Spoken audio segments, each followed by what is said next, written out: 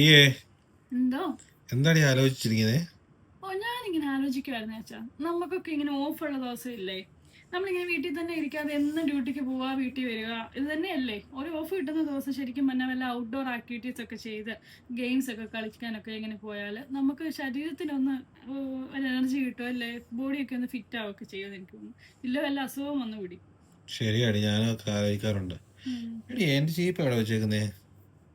ചീപ്പ് കൊണ്ട് കബോർഡിന്റെ ഫസ്റ്റ് ഡോറിലുണ്ടല്ലോ അല്ലേ? ഈ മുടിയൊക്കെ ചീവി എങ്ങോട്ടാ? ഞാനും വിചാരിക്കുവാടി, കുറച്ച് ദിവസം കൊണ്ട് ശരീരമൊക്കെ ഇറങ്ങാതിരിക്കല്ലേ, അപ്പം ഔട്ട്ഡോർ ഒക്കെ പോയി കുറച്ച് ആക്ടിവിറ്റീസ് ഒക്കെ ചെയ്യാൻ വേണ്ടി. പിന്നെ ചേച്ചാ, ഞാനേ നാളെ ഡ്യൂട്ടിക്ക് മുമ്പളേ 365 ഡേയ്സ് ചോദിക്കാൻ പോവാ ഡ്യൂട്ടി. അതിനാടി?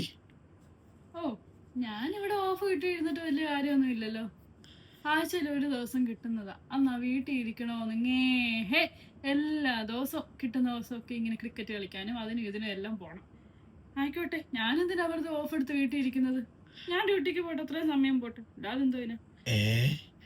നീ അല്ലേടി കുറച്ചും മതി മതി പറഞ്ഞ മതി, എനിക്ക് ആക്ടിവിറ്റീസിനെ പറ്റി. മനസ്സിലായി അച്ഛാ, എനിക്ക്